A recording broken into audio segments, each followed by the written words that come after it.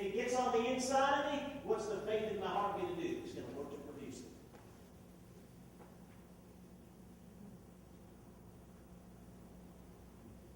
Oh my, this is good. This is real good.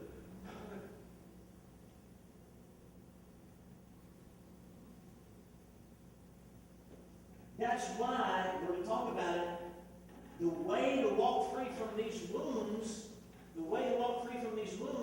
as he's talking about in Hebrews chapter 4, is this. He says, guard, keep, New King James, the King's guard, guard your heart with all diligence. Now notice, he says, guard your heart, keep your heart, guard your heart with all diligence.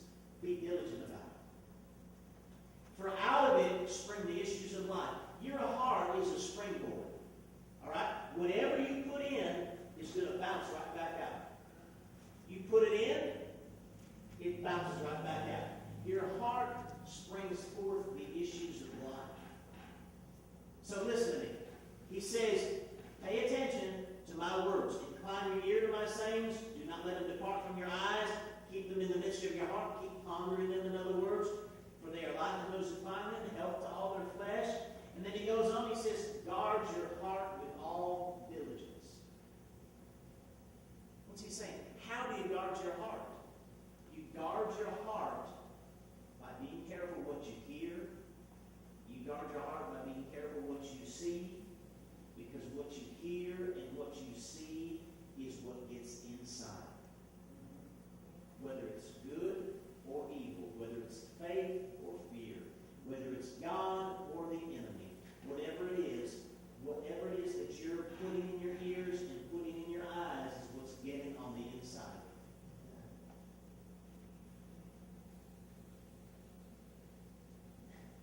The only way to get free from wounds,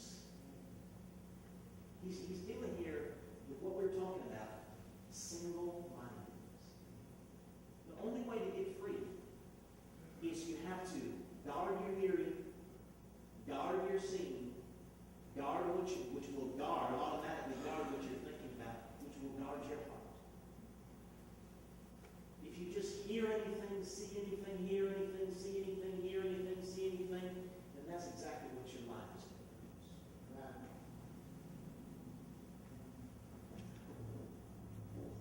You know, you have to really disassociate yourself or disconnect yourself. Whatever you're joined to will feed you. Okay? You have to really disconnect yourself, disassociate yourself, and surround yourself with images in your eyes and hearing in your ears of things that edify, that produce life, that produce health. With the Word of God. If not, those wounds will never heal. Because why? You're always hearing the same thing. You're always seeing the same thing. You're always around the same thing. And those wounds just keep cutting open again, cutting open again. You think you're getting better, and then you get around those that speak like the piercings of the sword. And now you were just getting healed up, and somebody comes over and cuts you wide open. Because you got around people that speak as of the piercings of the sword. Guard your heart. Guard it, protect it. Don't allow the wrong things in. Images through any media, entertainment, anything that can promote an image on the inside of you that is unhealthy. That's how you guard your heart with all diligence. He says, put away from you a deceitful mouth and put perverse lips far from you. Let your eyes look, now notice this again. What's he talking about? Let your eyes look straight ahead. And your eyelids look right before you. Ponder the path of your feet and let all your ways be established. Do not turn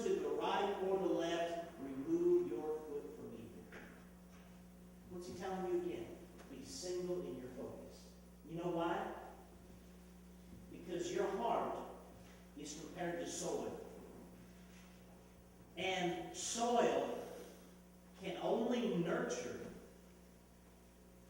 one thing at a time. Right? You don't go out, in the county here and see a guy that in his same field, let's say he's got 100 acres, and in his same 100 acres, he's got corn mixed with rice, mixed with wheat, mixed with watermelons, right? You go out there, you see what? Corn. Or you see winter wheat. Or you see cabbage, right? You don't see cabbage and then here's a cabbage and then here's a row of corn and cabbage, and it's all mixed together. Why? Soil helps to nurture one thing at a time.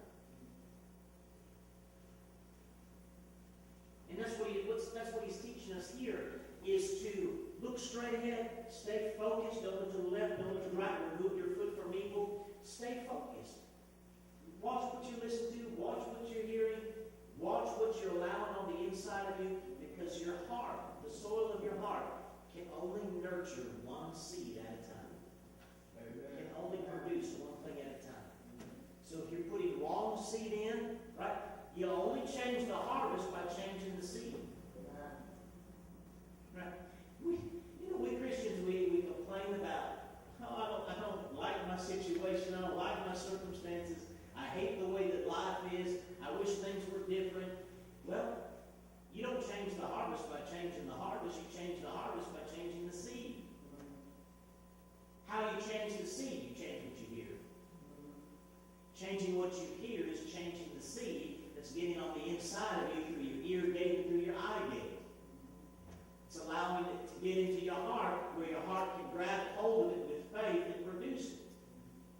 But you can't change the harvest without changing the seed. So you can complain about the harvest of life all you want, but until you change the seed that you're sowing into your heart, you will never change the harvest. Amen. Right? How many things in our lives, go with me to Mark chapter there. Mark 4. We'll get through as much in Mark 4 as we can.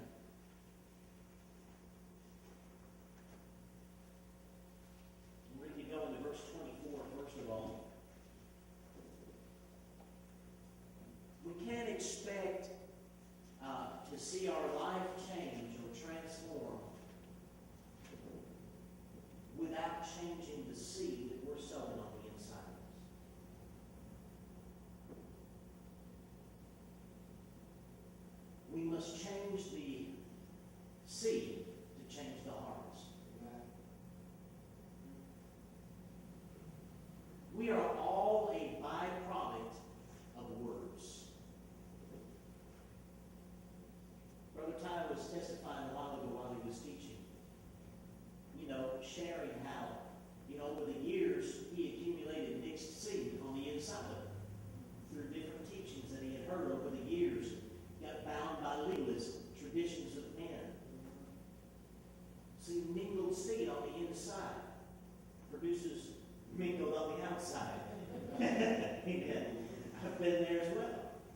It's been there as well. Know exactly what he's talking about. It's true. If you got mingled seed, you have mingled results. And the only way, again, our lives are a product of words. Think about it. It all starts with education. When I speak of education, I'm talking here first and foremost of education in the Word of God. Learning and growing in the Word of God. Being disciples of Christ. Continuing in the Word of God. Right? If you wanted to change a nation for the better or for the worse, what should be the first thing you do? Get the education system. Change the education. Change what they're learning. If you wanted to bring a country from communism to a republic, what should you do? Change what you're teaching. If you want to change a country from a republic to socialism or communism, what should you do? Change the teaching.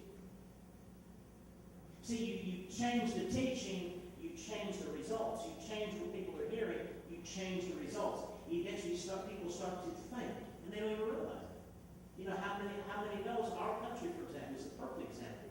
We have more socialistic programs in operation today being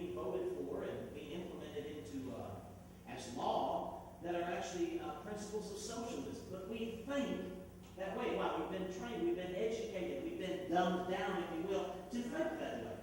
So we begin to implement a system of socialism, even though we call ourselves a republic. How does that happen? Changing people's thoughts, changing the seed that's being sown on the inside of them. See, you can change a whole country, a whole society, a whole government, a whole group of people, all by words.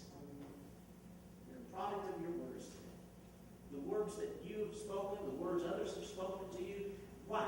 It's the seeds that have been planted on the inside of you through your ear gate and through your eye gate. I guarantee you,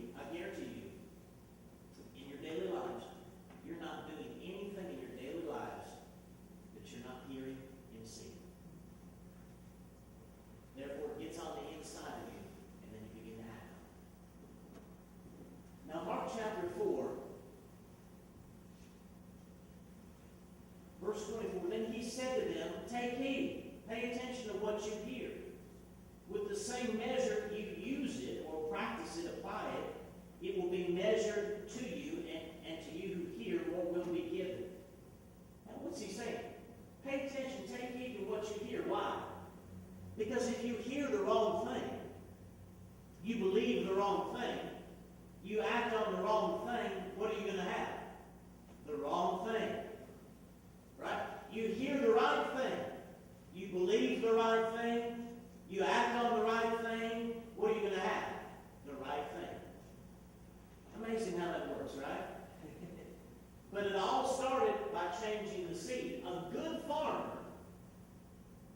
farmer decides ahead of time what the ground will produce by the seed he sows. You and I decide ahead of time what the ground of our heart, the soil of our heart will produce. We decide ahead of time by the seed we sow on the inside of us. I want to have a life of faith. I need to plant faith. If I want to have a life of love, I need to plant love. If I want to have a life of joy, of peace, a life of ministry, or a life of engineering, whatever it is that God has called you to be or do in life, if you want that life, you have to plant seed on the inside of you.